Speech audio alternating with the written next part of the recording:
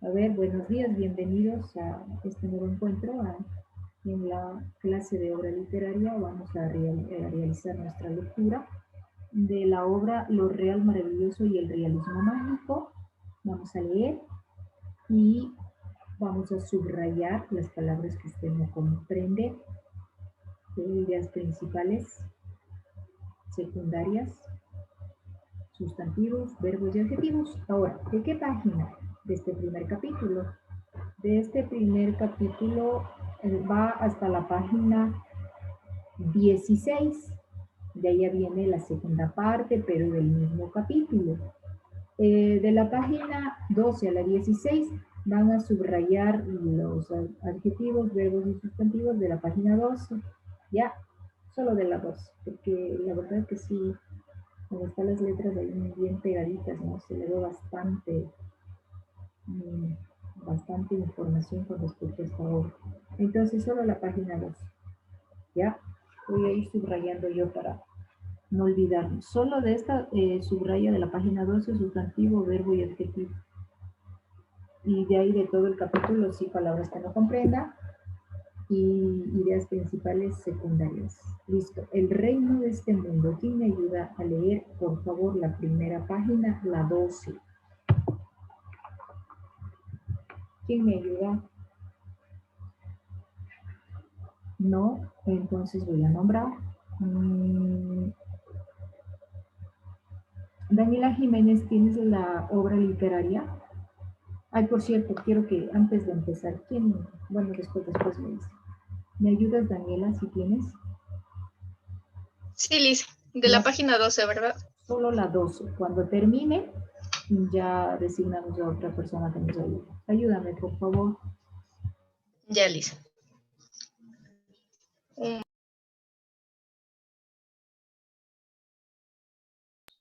El reino de este mundo. Las cabezas de cera.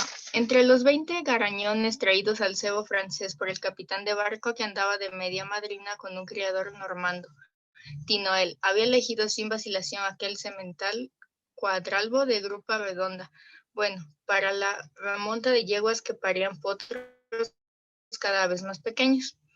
Monsieur Lenormand de Messi, conocedor de la pericia del esclavo en materia de los caballos, sin reconsiderar el fallo, había pagado en sonantes luises. Después de hacerle una cabezada con sogas, Tinoel se gozaba de todo el ancho de la sólida bestia moteada, sintiendo en sus muslos la enjabonadura de un sudor que pronto era espuma ácida, sobre la espesa pelambre percherona. Siguiendo al amo, que jineteaba un alzán de patas más livianas, había atravesado el barrio de la gente marítima con sus almacenes solientes a salmuera, sus lonas atiezadas por la humedad, sus galletas que habría que romper con el puño, antes de desembarcar en la calle mayor, tornasolada en esa hora mañanera, por los pañuelos a cuadros de colores vivos de las negras domésticas que volvían del mercado.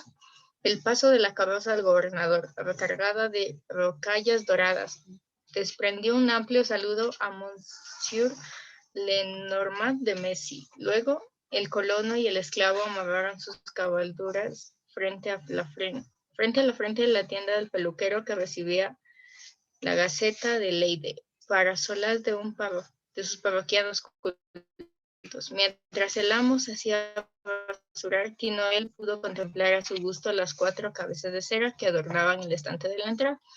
Los rizos de las pelucas enmarcaban semblantes inmóviles antes de abrirse, en un remanso de bucles sobre el tapete encarnado. Aquellas cabezas parecían...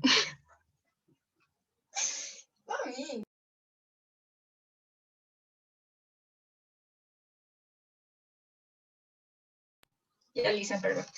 Aquellas cabezas parecían tan reales, aunque tan muertas por la fijeza de los ojos como la cabeza pálida.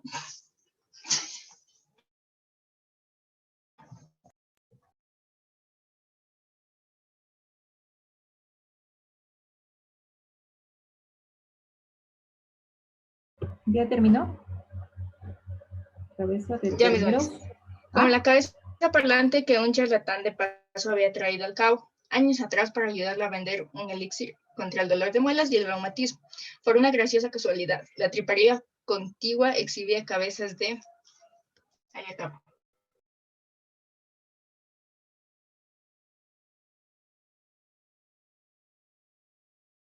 Página 13. ¿Quién me ayuda? Walter, ¿tienes libro? Walter. Alexandra, por favor, ayúdame ya. Luisa, disculpe, no tengo el libro, perdón. Ya listo. Ya. Prende la cámara. Siga, por favor, Alexandra. Terneros desollados con un tallito de perejil sobre la lengua, que tenían la misma calidad cerosa como adormecidas entre rabos de escarlatas. Patas en gelatina y ollas que contenían tripas guisadas a la moda de Caen. Solo un tabique de madera separaba ambos mostradores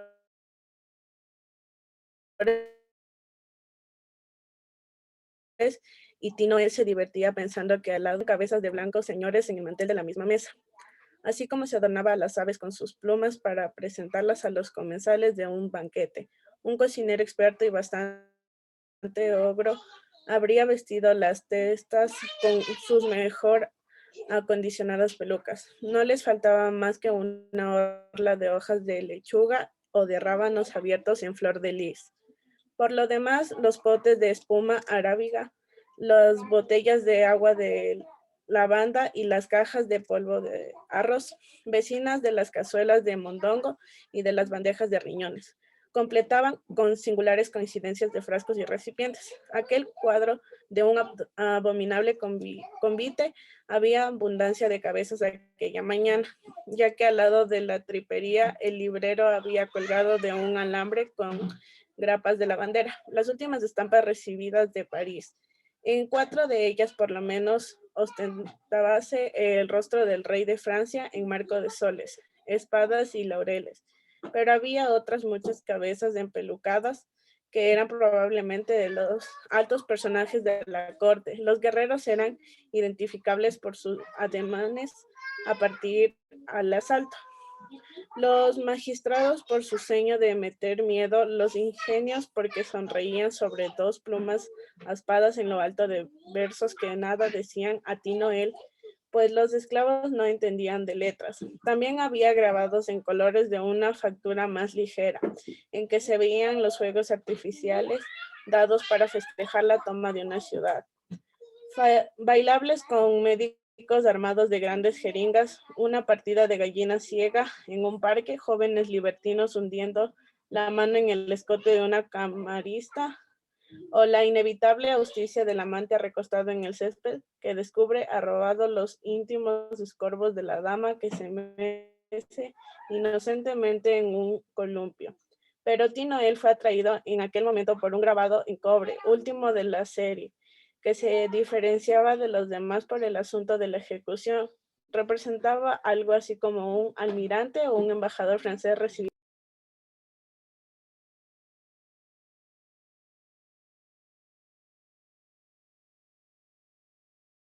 Gracias, Alexandra. La página 14, por favor, ¿quién me ayuda? 14. Nada más, ¿tienes texto? Sí, Lisa, ¿me escucha? No lo escucho. Ay, Lisa, sí me escucha. ¿Y ahí? A ver, espérame un ratito, Lisa.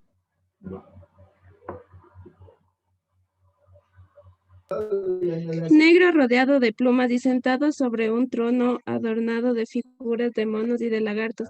¿Qué gente es esta? Preguntó atrevidamente al librero que encendía una larga pipa de barro en el umbral de su tienda. Ese es un rey de tu país.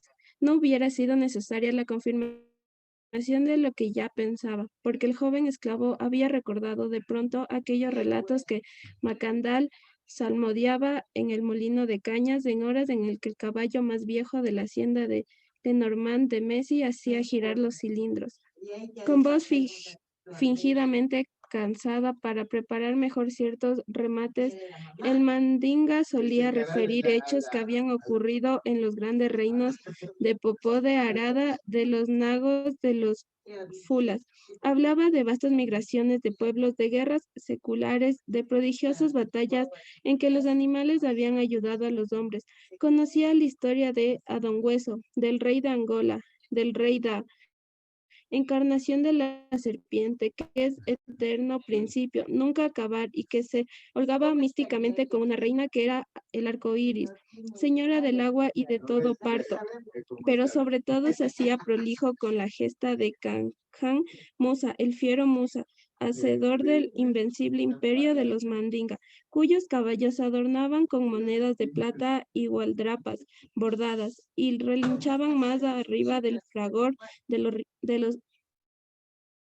hierros, llevando el trueno en los parches de 2 tambores colgados de la cruz. Aquellos reyes, además, cargaban con la lanza a la cabeza de sus hordas, hechos invulnerables por la ciencia de los preparadores, y solo caían heridos si de alguna manera hubieran ofendido a las divinidades del rayo o las divinidades de la forja.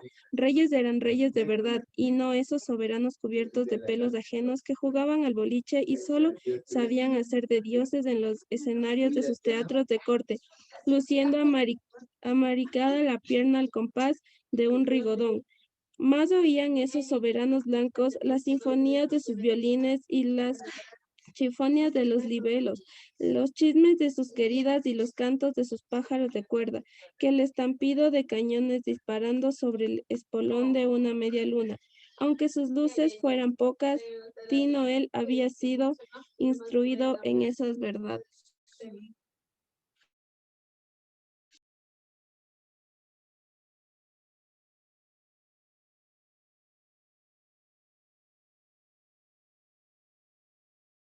Página 15. Carlita, ¿tienes texto? Sí, profe. Ayúdame, por favor. Ya. Tino él había sido instruido en esas verdades por el profundo saber de Macandal. En el África, el rey era guerrero, cazador, juez y sacerdote. Su simiente preciosa engrosaba en centenares de vientres una vigorosa estirpe de héroes. En Francia, en España, en cambio, el rey enviaba a sus generales a combatir. Era incompetente para dirimir litigios. Se hacía regañar por cualquier fraile confesor y en cuanto a riñones no pasaba de engendrar a un príncipe debilucho, incapaz de acabar con un venado sin ayuda de sus monteros, al que designaban con inconsciente ironía por el nombre de un pez tan inofensivo y frívolo como era el delfín. Allá, en cambio, en Gran Allá, había príncipes duros como el yunque y príncipes que eran el leopardo, príncipes que conocían el lenguaje de los árboles y príncipes que mandaban sobre los 4 puntos cardinales, dueños de la nube, de la semilla, del bronce y del fuego.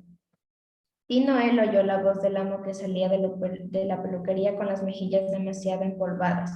Su cara se parecía sorprendentemente ahora a las 4 caras de cera empañada que se alineaban en el estante, sonriendo de modo estúpido. De paisa de ternera en la tripería, entregándole al esclavo, montando en el semental, ya impaciente por pastar. Tino él palpaba aquel cráneo blanco y frío, pensando que debía de ofrecer al tacto un contorno parecido al de la calva que al amo ocultaba debajo de su peluca. Entre tanto, la calle se había llenado de gente. A las negras que regresaban del mercado habían sucedido las señoras que salían de la misa de 10, más de una cuarterona barragana de algún funcionario enriquecido se hacía seguir por una camarera de tan quebrado color como ella, que llevaba el abanico de palma, el breviario y el quitasol de borlas doradas. En una esquina bailaban los títeres de un bululú. Más adelante, un marinero ofrecía a las damas un monito de Brasil, vestido a la española. En las tabernas se descorchaban botellas de vino refrescadas en barriles llenos de sal y de arena mojada. El padre Cornejo, cura de Limonade, acababa de llegar a la parroquial mayor montando en su mula de color burro. Monsieur Le Monat de Messi y su esclavo salieron de la ciudad por el camino que seguía a la orilla del mar. Sonaron cañonazos en lo alto de la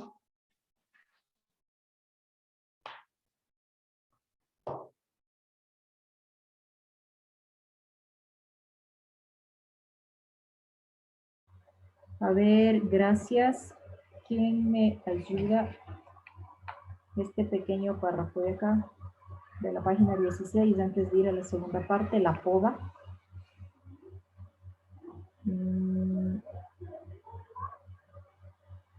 Carlos, si estás con tu obra, Sí, Licen. ayúdeme en la página 16, este pequeño párrafo, ¿ya? Fortaleza. No empiece a leer el capítulo 2. Gracias. Fortaleza. La Caburgasi. De la mano del rey acababa de aparecer en el horizonte de vuelta de la isla de la Tortuga. En sus bordes se pintaron ecos de blancos estampidos, asaltando por recuerdos de sus tiempos de oficial pobre. El amo comenzó a silbar y a marchar de peafanos. Tío Noel, en contrapunteo mental, tarareó para, para sus adentros una copla marinera, muy cantada por los toneleros del puerto, en que se echaban mierdas al rey de Inglaterra, de lo único si estaba seguro, aunque la letra no estuviese en creole. Por lo mismo, lo sabía. Además, tan poca cosa era para el rey de Inglaterra como el de Francia o el de España, que mandaba en la otra mitad de la isla, y cuyas mujeres, según afirmaba Macandal, se enrojecían las mejillas con sangre de buey y enterraban fetos de infantes en un convento cuyos sótanos estaban llenos de esqueletos rechazados por el cielo verdadero, donde no se querían muertos ignorantes de los dioses verdaderos. Gracias, estudiante. Cuénteme de qué habla este capítulo. Ayúdame, Gabriel, por favor, de qué habla, cuál es la idea principal y quiénes son los personajes principales. Profe, ahí se me escucha. Profe, ¿me escucha? No te escucho, tienes problemas de internet. Profe, Gracias, ¿me escucha? Ronald.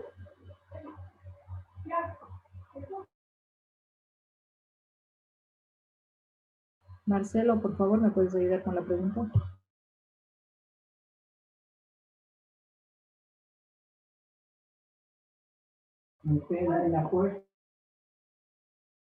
Marcelo.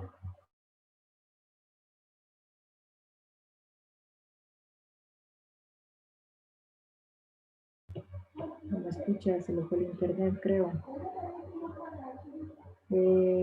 Niña Damaris.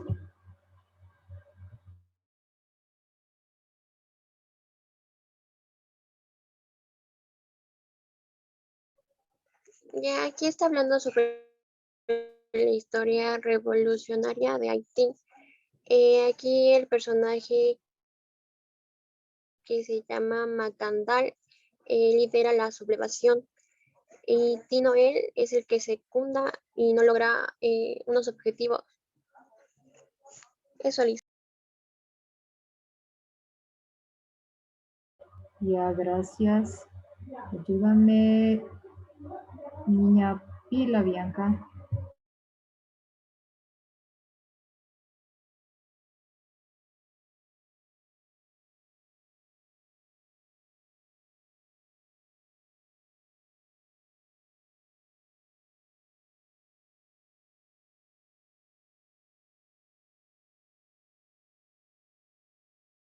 Bianca. No me escucha. Alice, en el internet de Bianca Pila está mal. Ya. ¿Ya estás bien con el internet, Marcelo? ¿Me puedes explicar de qué trata el capítulo?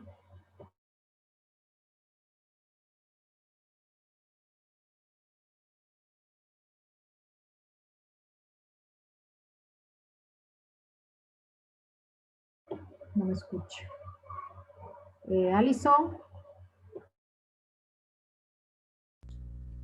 Ok, el capítulo trata principalmente de Tinoel, un sirviente que sirve a un noble, podemos suponer, por cómo él hace referencia a sus pelucas blancas, similares a cabezas de vacas cortadas, que él ve como un animal inferior. De hecho, me parece curioso cómo él mismo interpreta al resto de reyes, una clase social más alta que él, evidentemente, como seres inferiores al compararlos con su cultura, donde menciona cómo hay reyes de verdad que han sido inculcados llenos de fuerza y valorosidad, llenos de divinidad para cumplir.